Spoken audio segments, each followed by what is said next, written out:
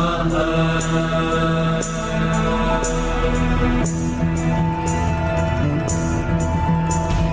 नमो नमः श्रीहरये बुद्धिदाय दयावते भक्तिधर्माङ्गजाताय भक्तकल्पद्रुमाय च सुगन्धपुष्पहाराद्यैर्विविधैरुपहारकैः सम्पूजिताय भक्तोघैः सीताम्बरधराय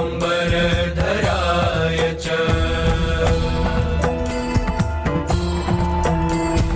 नाम्नामष्टोत्तरशतम् चतुर्वर्गमभीप्सताम् सद्यः फलप्रदं नृणाम् तस्य वक्ष्यामि सत्पतेः। वर्णिवेशरमणीयदर्शनम् मन्दहासरुचिराननाम्बुजम् पूजितं सुरनरोत्तमैर्मुदा धर्मनन्दनमहं विचिन्तये। ॐ श्री स्वामिनारायण बापा स्वामी बापा भगवते नमः। श्रीकृष्णः श्रीवासुदेवो नरनारायणः प्रभुः भक्तिधर्मात्मजो जन्मा कृष्णो नारायणो हरिः हरिकृष्णो घनश्यामो धार्मिको भक्तिनन्दनः बृहद्व्रतधरः शुद्धो राधाकृष्णेष्टदैवतः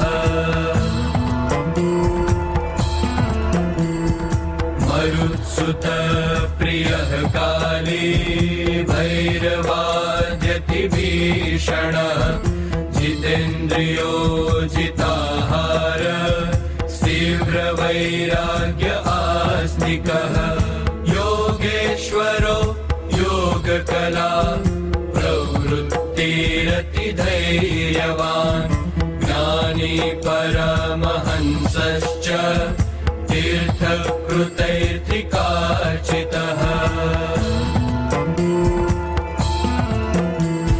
क्षमानिधिः सतोन्निद्रो ध्याननिष्ठस्तपप्रियः सिद्धेश्वर स्वतन्त्रश्च ब्रह्मविद्या प्रवर्तकः पाषण्डोच्छेदनपटुः स्वस्वरूपाचलस्थितिः प्रशान्तमूर्तिर्निर्दोषो सुरगुर्वादिमोहनः।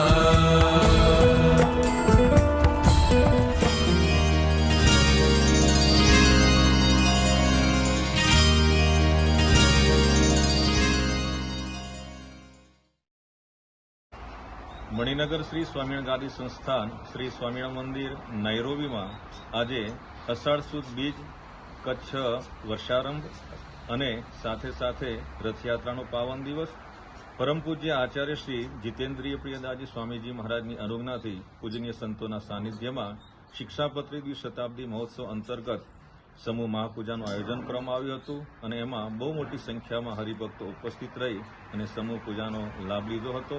વિશ્વમાં શાંતિ પ્રસરે તદર્થે આ મહાપૂજા યજ્ઞનું આયોજન કરવામાં આવ્યું હતું. જય સ્વામિનારાયણ.